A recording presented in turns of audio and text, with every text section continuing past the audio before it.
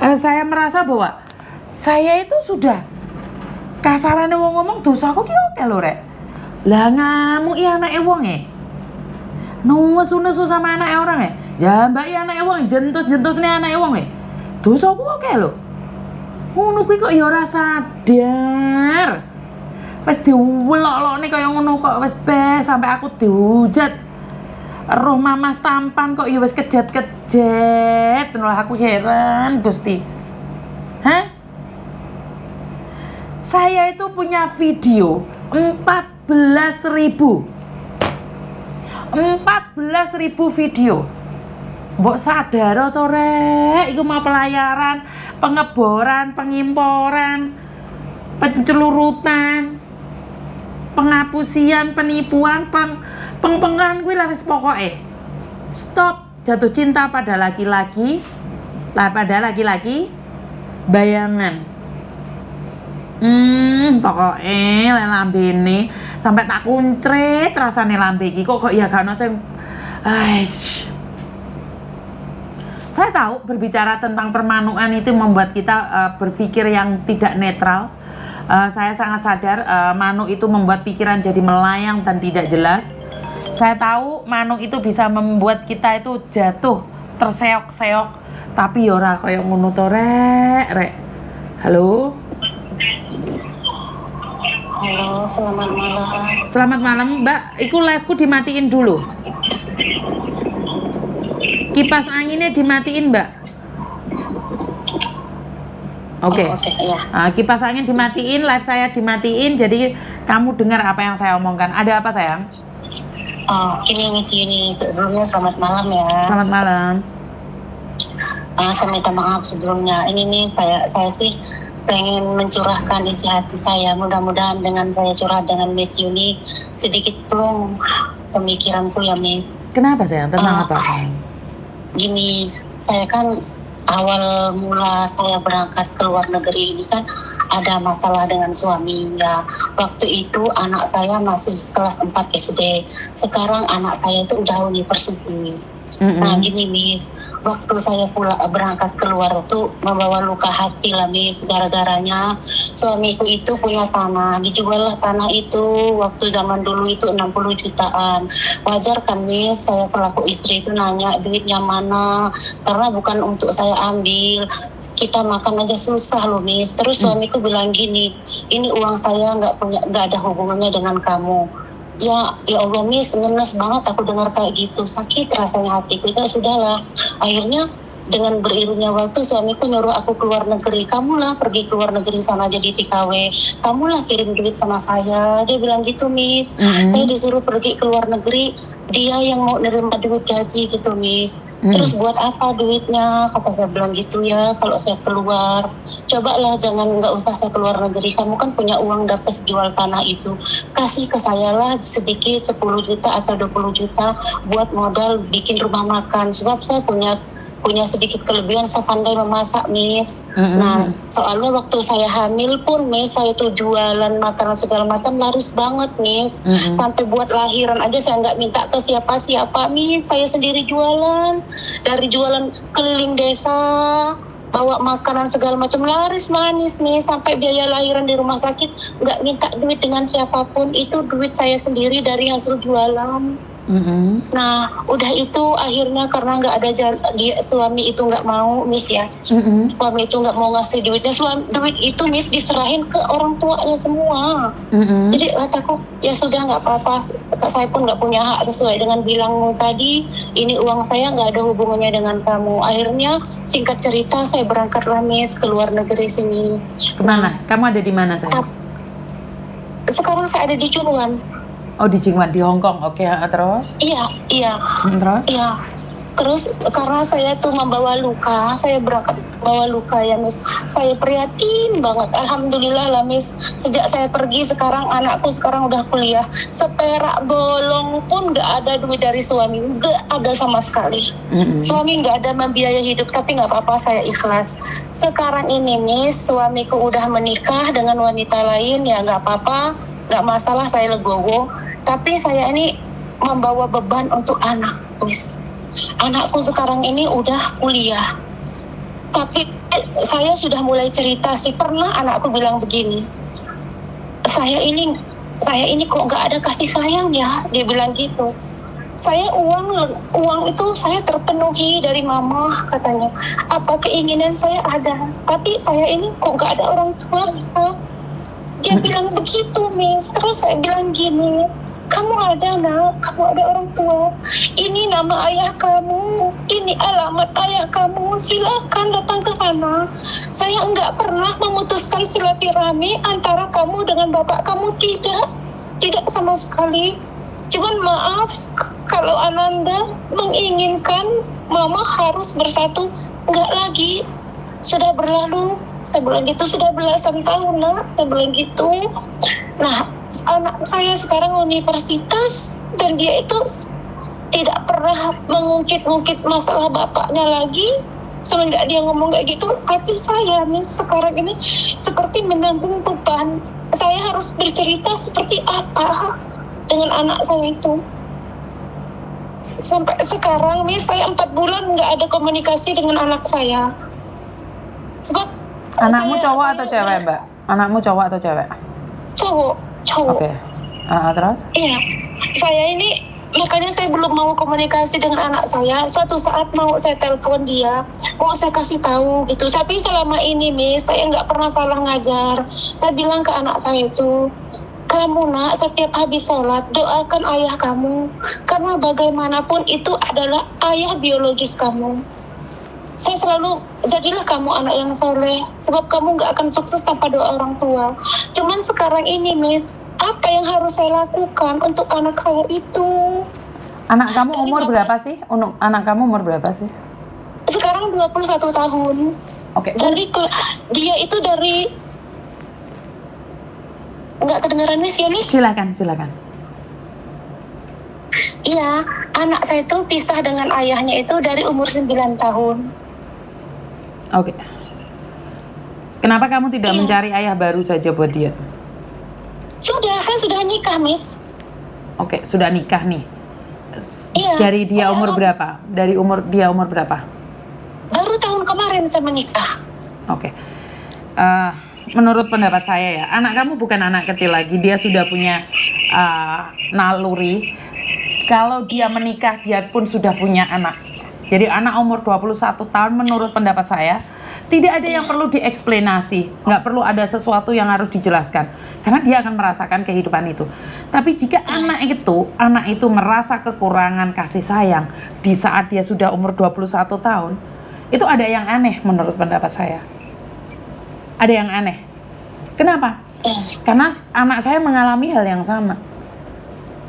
Anak-anak saya mengalami hal yang sama. Jadi dari perceraian, tapi kan kami kembali lagi dalam rumah tangga kami. Jadi menurut pendapat saya, anak kamu cowok ya? Cowok ya? Karena saya juga punya anak cowok. Punya anak cowok. Jika anak menyalahkan ibunya, maaf banget saya ngomong, lebay. Apalagi seorang laki-laki. Di umur 21, harusnya dia menunjukkan kasih sayangnya pada ibunya. Yang sudah berjuang mati-matian. Bukan dia mencari kesenangan dia, tapi hari ini dia harus menyenangkanmu. Jika di umur 21 tahun dia masih menuntut kesenangan untuk sebuah identitas seorang ayah, bagi saya, ya anak itu kurang lebih nanti besarnya sama kayak bapaknya. Saya minta maaf, bukan saya ingin menghakimi. Karena anak seperti itu sudah tahu mana yang wajar, mana yang tidak wajar. Kecuali anakmu masih SMP, SMA, SD, itu saya masih bisa mengerti. Anak sudah kuliah loh, anak udah umur 21 tahun, mau jadi apa? Nah ini, Miss, yang saya bilang kemarin, Miss, saya kan baru 1 bulan yang lalu saya pulang, Miss, ya, pulang ke Indonesia. Nah terus itulah yang 3 bulan yang lalu, sebab ini bulan terakhir ini saya nggak ngomong dengan anak saya setelah saya menjumpai dia. Terus saya bilang gini sama anak saya, nak, kata saya, sepertinya kok karakter kamu ini 100% kamu berkiblat ke ayah kamu. Saya bilang gitu. Ayo, maaf, lebay bagi saya. Kenapa? Iya, betul, Miss. Kenapa? Anak sudah umur 21 tahun, bukannya dia datang dan mengatakan pada ibunya, "Ibu, terima kasih karena engkau berjuang sendiri tanpa ayah saya. Ibu, terima kasih engkau sudah membesarkan saya secara pribadi. Ibu, terima kasih." sekarang saya sudah kuliah. Harusnya itu yang keluar dari mulutnya dia. Dia menikah, dia tidak perlu sambungan dari ayahnya.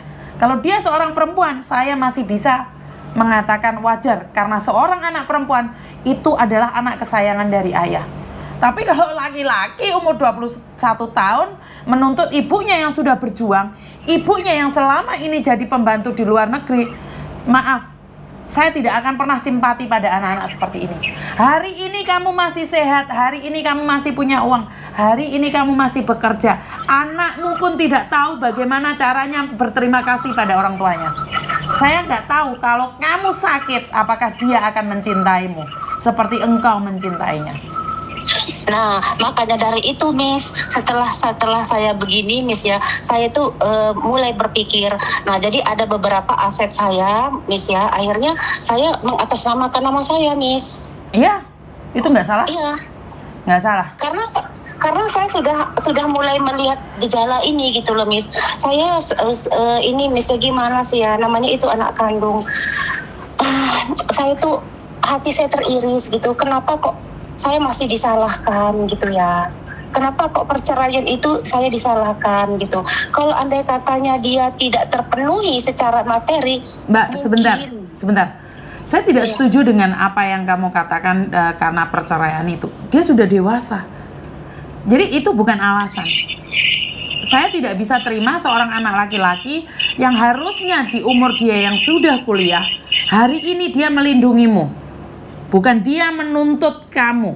Halo, kamu anak laki-laki. Hari ini ibumu masih sehat, kamu nuntut ibumu. Bagaimana kalau ibumu tiba-tiba sakit di Hong Kong? Belgendes tai kucing dia mau menjagamu. Iya ya. Udah sadar diri. Gini Mbak, saya mencintai kedua anak saya. Tapi saya selalu katakan sama anak-anak saya, jika kamu melanggar ketentuan yang saya berikan, saya akan mencabut semua aset-aset yang ada. Semuanya saya ambil alih. Karena saya sudah bilang sama anak-anak saya membesarkan kalian dengan cinta dan kasih. Jika suatu saat kalian tidak bisa memberikan cinta yang saya berikan pada kalian, nggak apa-apa. Tapi kembalikan aset saya. Saya sudah ngomong sama Koko ataupun Meme, jika mereka menikah suatu saat, saya ambil semua aset saya. Paham nggak? Jadi apa yang kamu lakukan, kamu ambil asetmu itu bagus. Tapi jika kamu mengambil aset itu karena kamu sudah menikah dengan laki-laki lain, dengarkan saya ngomong, itu beda. Kenapa? Karena anakmu berubah bukan karena dia ingin menuntut ayah kandungnya, tapi dia mencurigai ayah tirinya mengambil keuntungan atas dirimu karena kamu baru menikah setahun ini. Jadi kan kita nggak tahu, pikiran positif aja. Enggak, Miss, kalau masalah suamiku yang sekarang enggak, Miss, sebab secara materi suamiku yang sekarang ini pun mapan, dia pegawai negeri, Miss. Makanya saya itu hanya sebentar. Saya nggak tahu. Saya cuma mengatakan pegawai negeri apakah jaminan uangnya banyak? Kan nggak juga. Kan lebih banyak sampean gajinya dibandingkan dengan pegawai negeri, sayang. Boleh dong rasa cemburu itu ada. Soalnya begini, Miss, makanya saya bisa mengatakan tidak, karena selama ini, Miss ya, selama saya setahun menikah dengan suamiku yang sekarang, seperak butek uang saya nggak pernah masuk ke kantong dia. Itu semuanya masuk ke orang curiga, gitu. Kita nggak tahu. Sampean uangnya sampean masuk semua ke laki-laki tersebut, kita nggak tahu. Orang boleh curiga dong, Mbak. Dan jika kecurigaan saya benar, berarti kamu harus menjelaskannya pada anakmu. Karena cemburu itu bukan karena kamu bersama dia atau enggak. Orang cemburu itu tidak bisa diketahui. Ngerti enggak? Iya, Bu. Iya, Mam.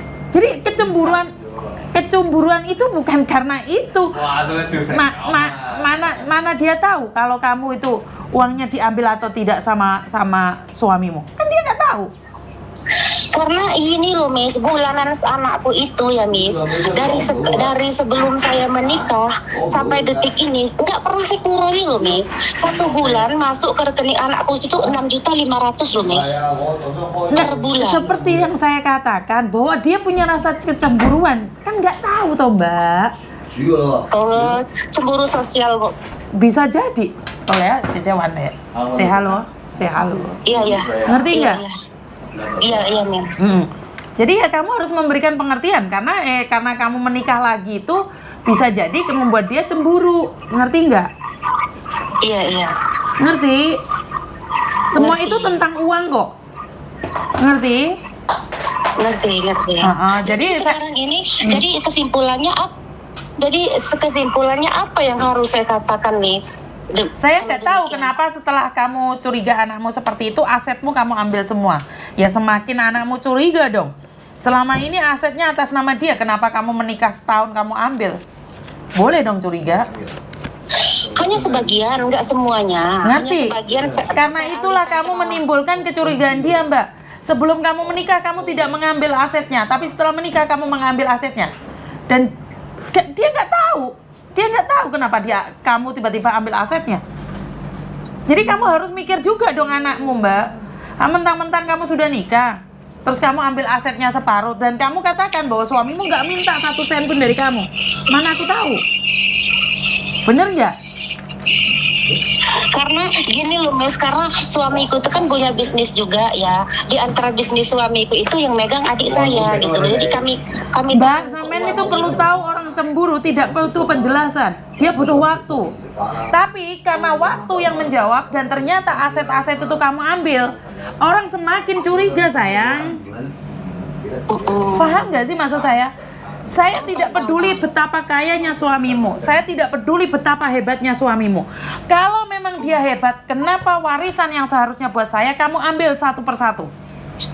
Jika kamu bilang suamimu itu kaya raya, kenapa warisan yang seharusnya buat saya kamu ambil satu persatu? Paham nggak maksud saya? Paham. Kan nggak ada logika sayang. Kamu curhat, saya kasih tahu. Alasannya karena saya orang luar. Saya boleh dong berpikir bahwa kamu itu mengatakan sama saya, suamimu pegawai negeri, suamimu punya bisnis.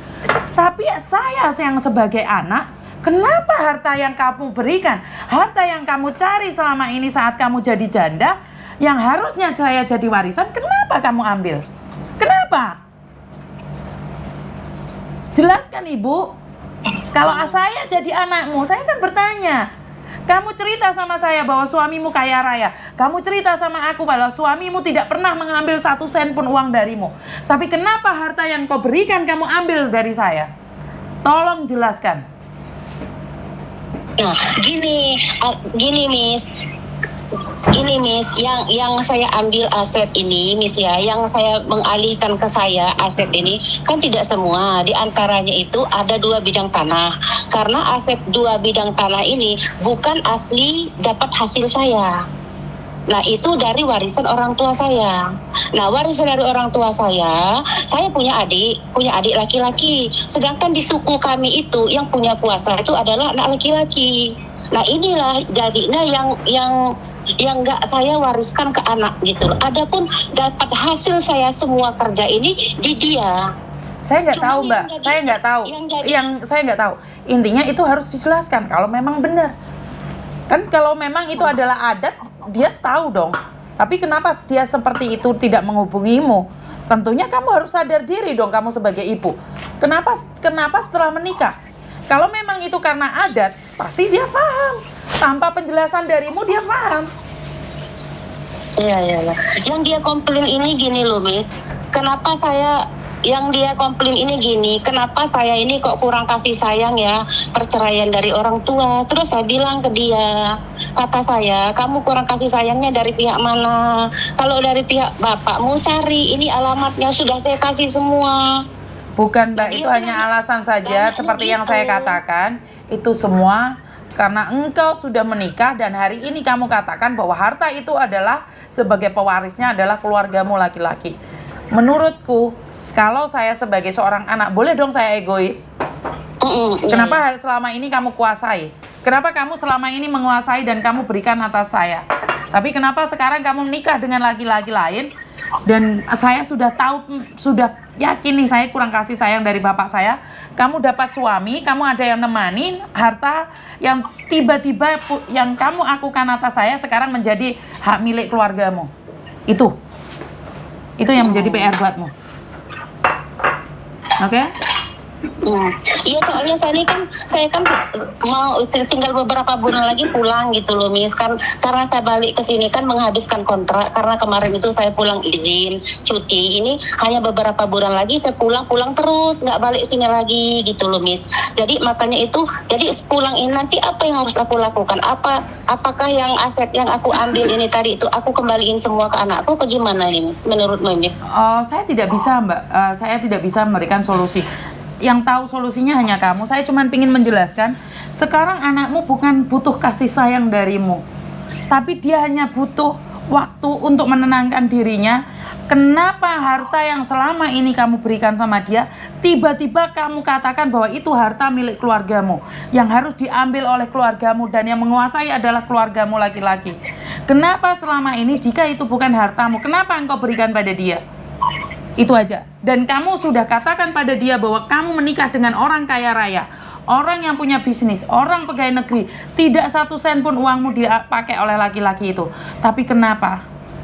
Itu yang harus kamu jawab sendiri, dan solusinya ada pada dirimu, sayang. Jadi gara-gara harta, bukan gara-gara dia harus kasih sayang, tapi gara-gara harta hubungan anak dan ibu bisa hancur. Paham? Ngobrol baik-baik dengan anak. Ngobrol baik-baik dengan anak. Tadi saya beranggapan bahwa anakmu yang jahat karena sudah umur segitu mengatakan kurang kasih sayang. Setelah saya tahu kamu menikah dengan orang lain yang kaya raya tapi harta anakmu kamu kurangi, ini yang tidak masuk di logika saya jika saya adalah anakmu. Paham? Iya, Miss. Iya. Jadi ya soalnya makanya saya minta solusi gimana sebaiknya. Soalnya saya hanya beberapa bulan ini kan saya pulang terus, nggak kesini lagi. Makanya kalau andai katanya sebaiknya saya kasih ke anak saya, ya nggak apa-apa, nggak masalah sih. Cuma saya kurangin. Gini itu loh, Mbak, anakmu itu bukan butuh hartamu, tapi cara kamu mengambil. Ngerti nggak? Saya rasa anakmu itu tidak akan sakit hati jika kamu ngambilnya sebelum kamu menikah. Tapi setelah menikah, kamu ngambil. Jadi jangan bilang bahwa anakmu itu butuh hartamu saja. Enggak. Karena ini beda. Karena kamu punya laki-laki lain yang notabene lebih kaya, yang notabene kamu bilang pegawai negeri, tapi harta yang kamu berikan pada anakmu kamu kurangi. Itu aja. Ya? Iya. Ya, sudah ya. Ya, makasih ya, Miss ya. Yo, terima kasih. Ya, Assalamualaikum. Waalaikumsalam. Teman-teman, saya bisa percaya dengan cerita kalian. Boleh dong saya juga sebagai orang luar juga tidak percaya dengan cerita kalian. Boleh dong. Saya punya hak dong mutlak kan, bisa menolak dan bisa mengatakan iya atau tidak. Karena kalian curhat, boleh dong saya mendebat apa yang ingin kalian sampaikan. Bener gak sih?